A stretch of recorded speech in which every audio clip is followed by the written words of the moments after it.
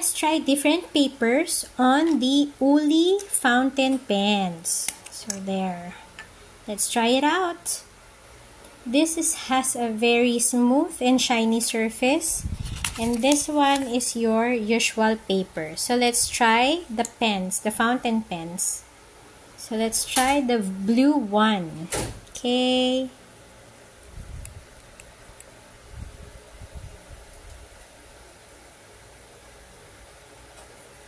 And then here, and this one,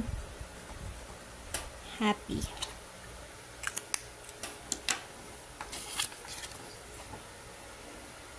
This one has a good mark, and then this one is okay.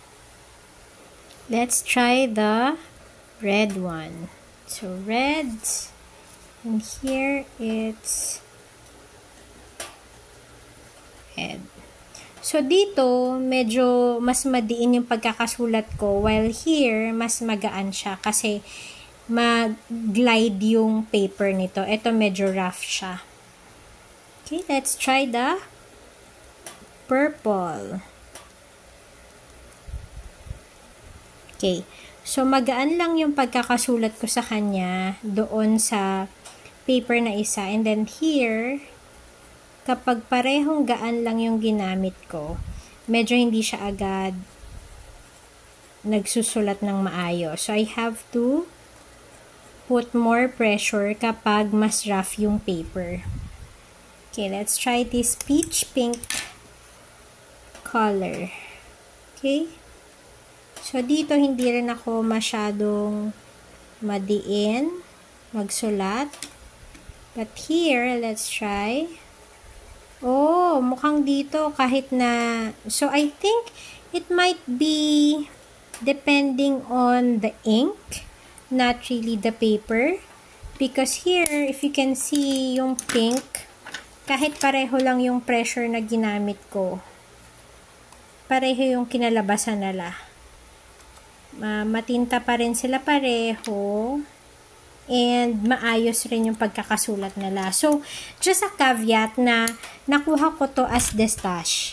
So, probably yun din. And then, na-stock ko lang siya dun sa aming stock room. So, ito naman yung green. Try natin dito, green. Yeah, itong green din. Kahit same lang yung pressure na ginamit ko. Ayan, medyo nag-ano-ano siya. But, baka nga sa pagkakastak na rin nung pen. So, it's not really about the pen, but it's about the ink since hindi naman siya brand new. This is just a destash. Ayan. So, katulad nito. Ayan o, itong orange. Kahit na, ayan. Yung orange naman, merong positioning. Yan. So, okay pa rin naman yung ink niya. Overall. Yan. So, I think, para sa akin, for Uli, yeah, ito yung tatak niya, Uli, na fountain pen, I think okay yung pagkakaglide ng mga pens. Okay naman siya gamitin. And maybe it's just really, paano ko siya, na-stuck kasi siya ng matagal, and this is already a destash. So, kaya may impact din dun sa mga ink. But I think overall, okay naman siya sa akin. So, this is the yellow-green.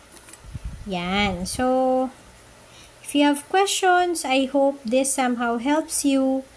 Yan. So, actually, ako yung may question. How do you usually store your fountain pens?